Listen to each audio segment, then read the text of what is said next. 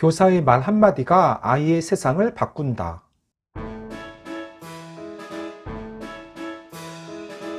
안녕하세요. 반갑습니다. 초등교사 해피 선생입니다. 오늘은 오랜만에 괜찮은 교육 관련 책 한 권을 소개해 드리겠습니다. 책 제목은 상처 주지 않으면서 할 말은 다 하는 교사의 말 연습이고, 초등학교 교감인 김성효 선생님이 집필했습니다. 빅PC에서 2023년 1월 나왔고, 책 가격은 16,800원, 분량은 283쪽입니다. 이 책은 제가 근무하는 학교의 교장 선생님께서 2월 말 학교 전체 교사 연수에서 강력 추천하며 소개한 책이기도 합니다. 책 제목은 교사의 말 연습이지만 초등 학부모님들이 읽어보셔도 분명 도움이 된다고 생각하여 오늘 영상으로 찍게 되었습니다. 그러면 지금부터 자세하게 이야기해 보겠습니다. 출발! 이 책의 차례를 보면 프롤로그와 총 6장, 에필로그로 구성되어 있습니다. 먼저 프롤로그의 제목은 교사의 말이 달라지면 교실도 달라진다 입니다. 그중 일부 내용을 소개해 보겠습니다. 이 책에서는 교사가 교실에서 부딪히는 문제 상황들을 해결할 수 있는 말의 키워드로 6가지를 제시했습니다. 존중의 기술, 공감의 기술, 권유의 기술, 수업의 기술, 소통의 기술, 성장의 기술입니다. 결국 대화란 마음을 담는 그릇이기 때문에 교사가 어떤 마음 그릇을 쓸 것인지에 따라 범주를 나누었습니다. 좋은 대화는 언제나 상대를 존중하는 것부터 시작합니다. 상대의 마음을 열고 다가가야 제대로 된 대화를 할 수 있기에 상대의 마음을 존중하고 인정하면서 이야기를 나눠보세요. 대화가 중요합니다. 교사와 학생, 교사와 학부모, 부모와 자녀, 동료 교사 간 활발하게 대화하며 소통해야 오해를 줄이고 상호 간의 이해의 폭을 넓힐 수 있습니다. 그러면 몇 가지의 내용들을 소개해 보겠습니다. 먼저 1장에서는 마음을 담은 다정한 말의 힘 중 일부 내용입니다. 야, 어디가? 야, 빨리 와!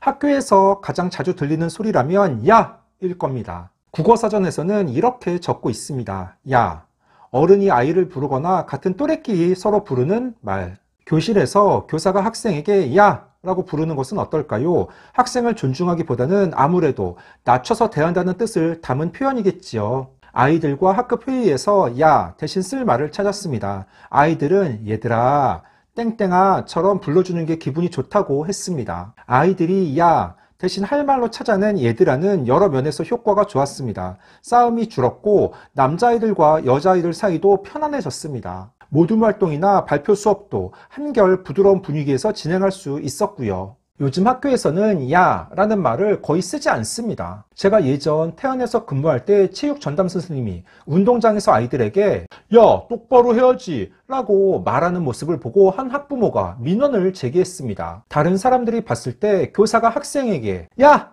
라고 칭하는 건 분명 좋은 모습은 아닙니다. 그 이후 교장 선생님이 전체 교사들에게 야 라는 말을 사용하지 말라고 교육하였고, 저 역시 학교에서 아이들에게 야 라는 말을 거의 사용하지 않습니다. 가정에서 보호자들께서도 자녀에게 야 똑바로 안 해? 또 단평 점수가 왜 이래? 제정신이야? 이렇게 말하는 사례가 있습니다. 요즘 학교에서는 거의 야 라는 말을 사용하지 않으니 가정에서도 함께 조심해 주셔야 합니다. 2장에서는 완벽주의 성향을 유연하게 잡아줘야 하는 이유, 일부 내용을 소개해 보겠습니다. 잘못된 사례. 하나 틀렸어요. 지나치게 속상해한다. 체리나, 다른 아이들은 너보다 못했잖아. 그만하면 잘했다니까. 대충 넘어가도 돼. 괜찮다니까. 아이의 행동을 타박한다. 올바른 사례. 체리나, 실수로 틀려서 속상하구나. 감정 존중하기. 체리나, 칭찬 먼저 해주자. 참 잘했다. 다음에도 잘할 수 있어. 이렇게. 내가 너를 먼저 칭찬해주면 다음엔 더 잘할 수 있거든. 한번 해볼까? 기대하는 행동 말하기. 완벽주의 성향은 가정에서 만들어지는 경우가 대부분입니다. 저는 완벽주의 성향의 아이나 부모를 만났을 때는 이렇게 말해주곤 했습니다. 아이에게 조금 너그러워지셔도 됩니다. 지금도 충분히 잘하고 있으니까요. 부족한 건 아이가 아니에요. 격려와 칭찬입니다. 간혹 학교에 완벽주의 성향의 아이들이 있습니다. 독서 골든벨 퀴즈 대회에서 본인이 탈락하면 울어버립니다.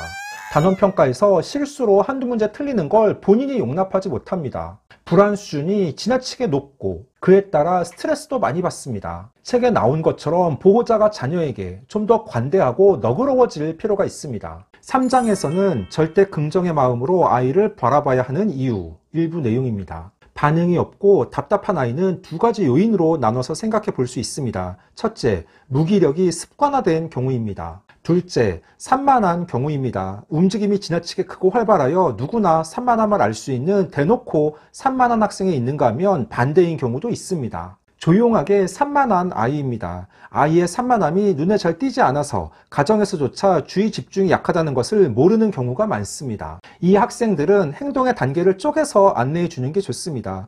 통으로 묶어서 안내하지 말고 아이가 따라올 수 있을 정도로 작은 활동으로 쪼개주는 것입니다. 이 부분은 완전 공감합니다. 누가 봐도 산만한 아이들은 보호자도 그 사실을 알고 있습니다. 하지만 조용하게 산만한 아이들이 꼭 있습니다. 수업 시간 떠들거나 친구와 장난을 하는 건 아닌데 혼자 은근하게 산만합니다. 이런 아이들은 수업 시간 집중하지 못하고 눈은 선생님을 보고 있지만 머릿속으로는 딴 생각을 합니다. 교과서에는 낙서를 하고 혼자 바쁩니다. 조용하게 산만한 아이들은 보호자도 잘 모르는 경우가 대부분입니다. 담임교사와 상담을 하거나 기회 있을 때 자녀의 수업 집중력에 대해 이야기를 나눠보시면 알 수 있습니다. 마지막으로 6장에서는 단호하되 부드러운 상반된 모습이 필요해요. 일부 내용을 소개해 보겠습니다. 사실 화내면서 소리치면 교사가 학생보다 훨씬 더 피곤합니다.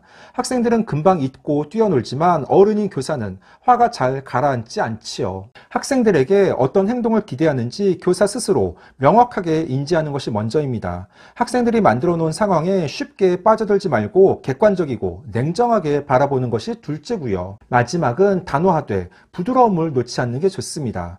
교사가 이런 상반된 두 가지 모습을 다 갖고 있다는 걸 아이들이 알면 알수록 교실의 평화로운 질서가 잡히기 때문이지요.